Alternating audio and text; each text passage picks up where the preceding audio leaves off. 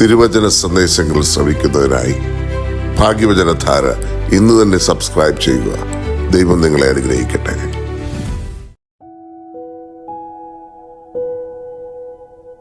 ഭാഗ്യവചനധാര ശ്രവിക്കുന്ന എല്ലാ സഹോദരങ്ങൾക്കും കർത്താവായ യേശുക്രിസ്തുവിൻ്റെ ധന്യനാമത്തിൽ സ്നേഹവന്ദനം. വിശുദ്ധ മത്തായിയുടെ സുവിശേഷം 5, 6, 7 അധ്യായങ്ങൾ യേശുക്രിസ്തുവിൻ്റെ ഗിരിപ്രഭാഷണം എന്ന പേരിൽ അറിയപ്പെടുന്നു. 5-ാം അധ്യായത്തിൻ്റെ ആരംഭത്തിൽ തന്നെ യേശുക്രിസ്തുവിൽ വിശ്വസിക്കുന്ന ദൈവമക്കൾക്ക് ലഭിക്കുന്ന 9 വിധത്തിലുള്ള സൗഭാഗ്യ അവസ്ഥകളെക്കുറിച്ചുള്ള ബോധ്യങ്ങൾ നൽകിക്കൊണ്ടാണ് യേശുക്രിസ്തു തൻ്റെ ഗിരിപ്രഭാഷണം ആരംഭിക്കുന്നത്. തുടർന്ന് ഈ ലോക ജീവിതത്തിൽ മനുഷ്യൻ്റെ പ്രവൃത്തികൾ എപ്രകാരമായിരിക്കണം എന്നുള്ള വർണ്ണനയാണ് നൽകുന്നത്. അതിലൂടെ വിശ്വാസത്തിന് ഉറപ്പും ആത്മീയ ജീവിതത്തിന് ധൈര്യവും ജഡീക സ്വഭാവത്തിൽ നിന്നുള്ള വിടുതലും തെറ്റുകളും കുറ്റങ്ങളും ക്ഷമിക്കുവാനുള്ള ശക്തിയും നല്ല മാതൃകയായി ജീവിക്കുവാനുള്ള മനക്കരുത്തും ഏത് പ്രതികൂലങ്ങളെയും അതിജീവിക്കുവാനുള്ള ദൈവകൃപയും ലഭിക്കുന്ന അനുഗ്രഹപ്രദമായ ബോധ്യങ്ങളാണ് ആ അധ്യായങ്ങൾ വായിക്കുമ്പോൾ നമുക്ക് ലഭിക്കുന്നത്. 5-ാം അധ്യായത്തിൻ്റെ 44, 45 വാക്യങ്ങളിൽ നമ്മുടെ ശത്രുക്കളെ സ്നേഹിക്കുവാനും നമ്മെ ഉപദ്രവിക്കുന്നവർക്ക് വേണ്ടി പ്രാർത്ഥിക്കുവാനുമുള്ള സന്ദേശമാണ്.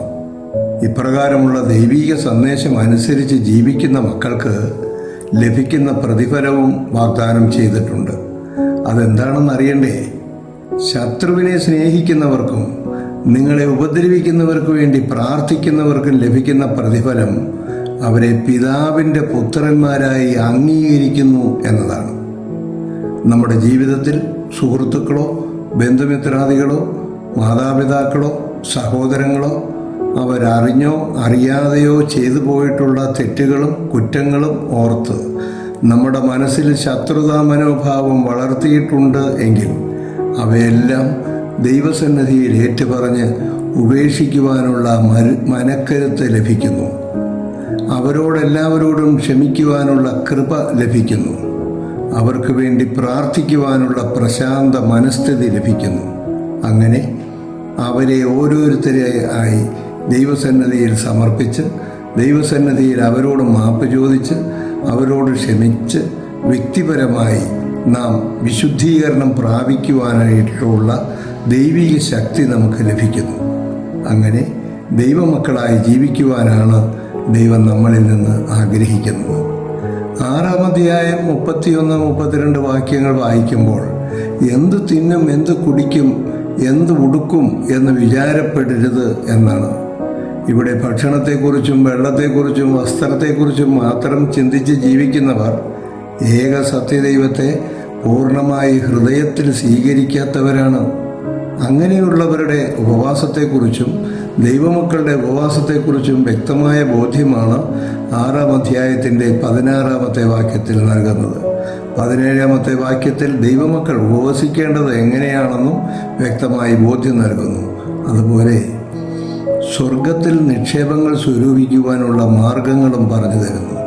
അങ്ങനെ ആത്മീയ ജീവിതം നയിക്കുവാൻ ആഗ്രഹിക്കുന്ന ദൈവമക്കൾക്ക് അനുഗ്രഹപ്രദമായ പ്രചോദനമാണ് ഈ ഭാഗം വായിക്കുമ്പോൾ ലഭ്യമാകുന്നത്. എല്ലാവരും സത്യദൈവത്തെ അറിഞ്ഞ് സത്യദൈവത്തിൽ വിശ്വസിച്ച് മാനസാന്തര അനുഭവത്തിൽ പുതിയ ജീവിതം നയിക്കുവാനുള്ള കൃപ അവർക്കും ലഭിക്കുവാനും ദൈവം അവരോട് ക്ഷമിക്കുവാനും ദൈവസന്നിധിയിൽ നാം പ്രാർത്ഥിക്കേണ്ടത് ആവശ്യമാണ്.